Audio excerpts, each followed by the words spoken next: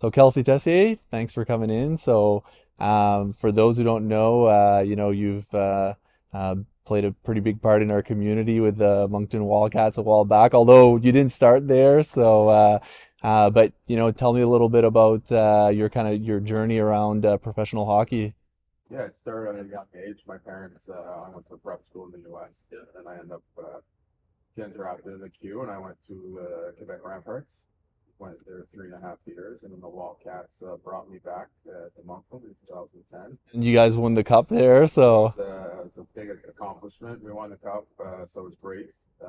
Great experience, having great owners, great staff, and everything. So that was awesome. Coming back to my hometown since I'm 14, I was 19.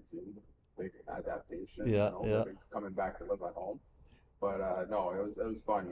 Every time you win at a sport, it's definitely good, and it helps the community and it helps everyone around. And I was there for the big win, so I do remember that. It was freaking phenomenal, man. Yeah, it was good. It was good. We had a great team, and like I said, just the teammates around us. We kept that bond for a long time. We still do till this day. And then after that, so your trajectory kind of, because you got drafted by Colorado at first, right? And then had a trajectory through the AHL, and then kind of what brought you to go to Europe? So yeah, so when I got drafted to the NHL, I did my camps in Colorado, and then I ended up playing in the AHL and with the New York Rangers. They're the farm team in Hartford, Connecticut, and I was there 3 years. I got an offer to go to Sweden. So short story is that every time I went to Colorado camp, their head scout for European was always on my team for golf. No way. We Okay. won it a few times every time we went. So we got this bond together. Obviously, like I said, always like when you win, you always get that bond with people. And he became a GM in Sweden. And he asked me, hey, love you to come on my team. What would like pretty much write your own contract. Nice. Don't be too selfish and all that stuff. And Couple zeros yeah, there. so he wrote my first contract with my agent, and he accepted it, and we decided to take that route to Europe. Nice. And you know what? Like it's kind of funny because I've followed your path all the way through Europe, and fun fact, you're probably the first friend that I have that's ever retired. So that's kind of a cool thing, right? Yeah, 33 retired. Yeah, but like everyone says, when you're retired, you're more busy, and That's that's it. where I'm at this moment. That's it. And so, like, obviously, you've come back to Moncton. Do you find that, and you have a family now, right? Kids and a beautiful wife. And I mean, was the choice easy to come back here, or Yeah, so I played well over 13 years, I believe, in Europe. So I did Sweden, Finland, Austria, Germany, and France. crazy? So travel a lot. Yeah. Won 4 championships in my career. So at the end of the day, last year we won a championship. Yeah. And I was getting at that stage that I had to warm up to warm up to start going on the ice and stuff like that, right? So the body, I had to warm up my body a little more and passionate from the game. I love the game and all that, but at the end of the day, it was taking time. It was taking time for my family as well and all that. And I just had a good opportunity to come here and to open up. There's doors that open up for me here. And my wife, who's Swedish, that she wanted to move here because we had family and young kids and have help and be close to them. So we made the move, and to be honest, I haven't had no regrets. And it's not that I don't miss the game because I'm still in the game. Right, exactly. And I mean, now you've kind of, and we talked about it just before we hopped on, but you've kind of diversified a little bit in construction and some other projects. Tell me a little bit about that. Yeah, so my good friend, he owns a construction company, AF Construction Specialist Inc. What we do Shout is, out to them. yeah, shout out to them. It's we very specific with hotels. Every 10, 15 years, we need remodeling and all that. So we facelift, do some facelifts and all that. And I'm the project manager in that regard, and help them on that with the numbers and stuff. And also, I work with the Wildcats, the skill coach and player development. And I do my own private sessions as well with the community, helping the young kids and wants to. And I bet the Wildcats are lucky to have you back with all that experience, playing in the queue and having such a big impact. I'm sure the kids there are loving having you there, eh? Well, I just think I'm so young in the system. I just retired, right? So I played with young guys like that True. as well in Europe, right? I had some young guys on my team, so I know how they think, I know how they act, who's got the nice shoes, right? So Yeah. I can really understand them and how they think and all that, and because my hockey when I grew up was different than how it is now, right? True. Like Yeah. how it evolved, and I think in a lot of businesses like that. So coming back and having the opportunity that they gave me for being, because it's a new position Right. that they opened just for myself. So Nice. very pleased that Richie and Mr. Irving let me do that, and I just love to be in the dressing room, be there around the boys and all that, and the coaching staff's been great, so I can't complain. And it's a good transition from like, actually being in the game like just last year and then kind of moving on to that. At least you don't have to warm up too much and No, I don't have to do a warm up to a warm up anymore. that's it. Now I'm more on the computer, showing them some videos, make sure Cool. that their skills. I just want to make sure that we come on the ice, you're prepared, but also work on your weakness, but also work on your strength, and that's my role to come in. I want to make sure that every individual on the team can get better, right, Nice. throughout the season. And did you kind of plan your transition into like leaving the game, I guess, like with the construction projects and all of that? Like is it more of a, impulse thing, or was that kind of maybe 2, 3, 4, 5 years ago you were thinking about that? Yeah, that's a good question. Yeah. We mentioned it the year before, so not this past hockey season, but this hockey season before. My friend Paul was mentioning maybe you would want to come into business with construction. I was thinking about it. And I was like, I wasn't ready to quit hockey. And he asked me again this past season, and then I was like, that's when I said, if my body feels good, and I didn't want to push it too hard to have new hips or all that. Yeah. I know some players they're Concussions. hurting, Yeah. concussions and all that. Yeah. So then my wife said, it's a good opportunity to go out to come back to Canada, Right. and it's a stable job, and we work hard, but we work for the right amount of hours, right? It's not a full-time hardcore job, so it's good. It's a good transition in that regards. But no, so that was in the runnings. I would say the last 2 years. Okay. But after my season was done and we got the championship, it was really. I think we did enough, and we were happy to move here. Do you think maybe like going back into like a senior league or something like that would be in the cards? That's the question I get a lot, but I don't think so. I'm so busy right now. Yeah. I love what I'm doing. So Yeah. we'll see. Sometimes it's good too to like step away, right? Like I played university soccer, not even at the same level as you, but like as soon as it kind of finished, it was like it there wasn't like there are senior leagues and stuff like that, but you kind of tell yourself you're like, you know what, like I've done what I wanted to contribute, and it's time to move on to other things, and Well, exactly, and at the same time, it's like I think it's my turn to give back to the young kids and all that, right? Like I believe that the hockey has evolved, and I want to show my experience, what I've learned, and what I've learned in 2010 is not what I've learned 2 years ago either, right? Like the game moves up, it's quicker, it's faster, and that's where I come in with my private sessions and camps and working and all that. So like those are things that I'm passionate about that I want to get back. Like I feel like I have so much knowledge of the game that I want to get back. So that's why like me playing again, it's like, yeah, it could be fun, but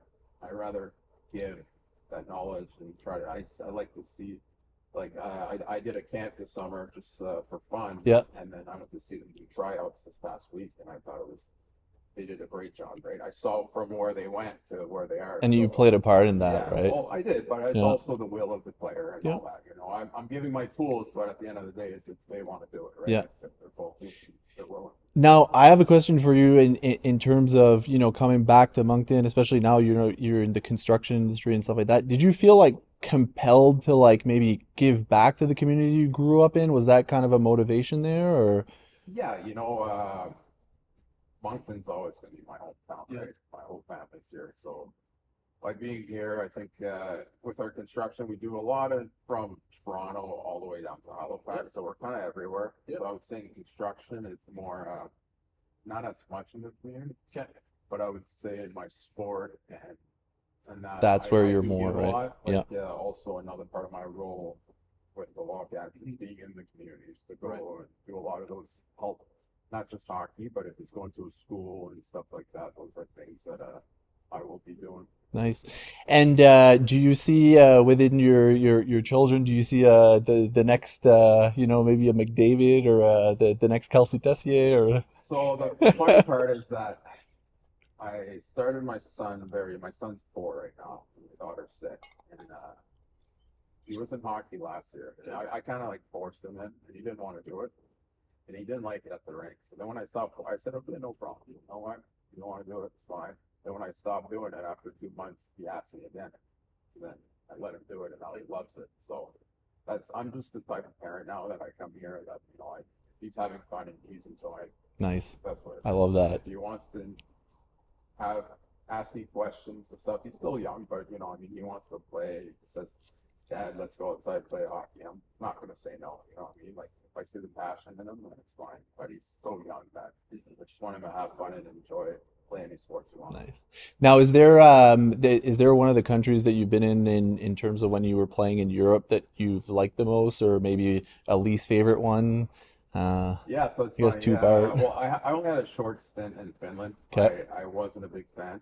Just I wouldn't say because not because of their culture and all that. Just the experience of it's in hockey. It's all about who's your coaching, what position they play at, and all that. And I believe I wasn't in a fair. They didn't bring me in as the amount like you set up a player in the top 2 lines Yeah. and they didn't do that. Okay. I believe that my worth was a little bit more, so I got out. So I would say Finland maybe was Yeah. my least, but everything else, like I said, I won a championship in Sweden, Austria, and France, right? So I have this bond with all these teammates, but also the place that we were. Yeah. And my I would say the number one spot though was both my kids were born in Vienna, Austria. No, We were there for okay. 3 years, and we just loved it. It was Nice. just we won in hockey. I got both my kids there, and it was just Memories, right? memories, right? So Yeah. that's one spot and one city that we're always gonna love. Nice.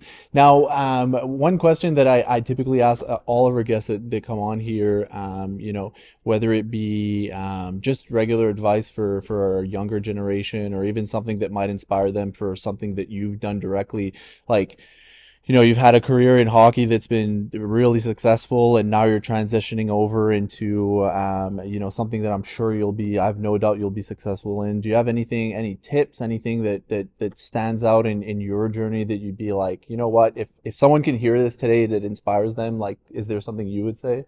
Yeah, I find that this new generation is listen more. I believe that it's not about giving your answer right away, right? You're new, like I'm new at this new coaching thing, right? I knew as a player what to do, but coaching's different. Same thing in construction, right? I'm coming in. It's about gather all the information possible, ask as many questions. Like everyone says, there's no stupid questions, and it's true because if you want to know everything, and another thing is to write down things, right? When you start writing down things, and then you read your notes, I believe that goes a long way. And I think that if you're passionate and you love it, then you're gonna go far. It's just one of those things that you got to be passionate about. If you love what you're doing, it's not a job, and Nice. that's where I'm at right now in my career Good, as well. good, awesome. Hey, I've got one last thing, and I don't know when this is going to air, but there's been some recent news, and it touches your world with Mike Babcock. The reason why I bring it up, and it's more so because I think it's important to look at like these leadership positions and look at them across every industry. Is that something that you found, like, because he's kind of old school, right?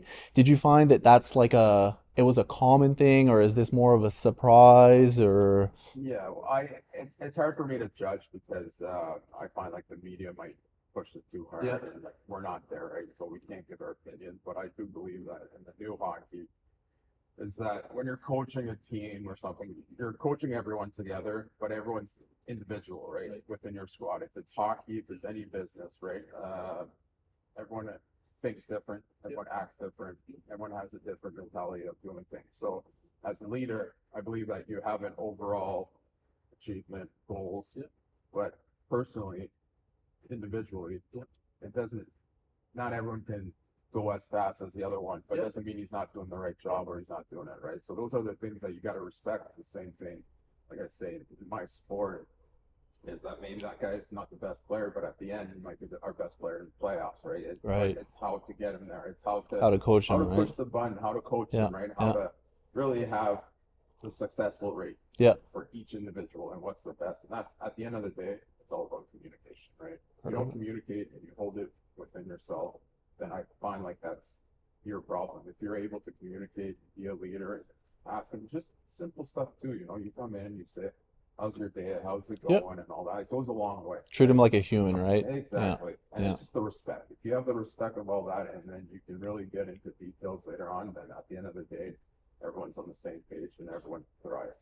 And I can connect to that perfectly because, I've been lucky enough to be a part of the Legier family business and from Alvin and Marie, I had a little bit of a stint with Alvin and now more so with Luke, but you can tell that like, they're treating their employees and every individual in the company not as a number, but more so as a human that can contribute to it.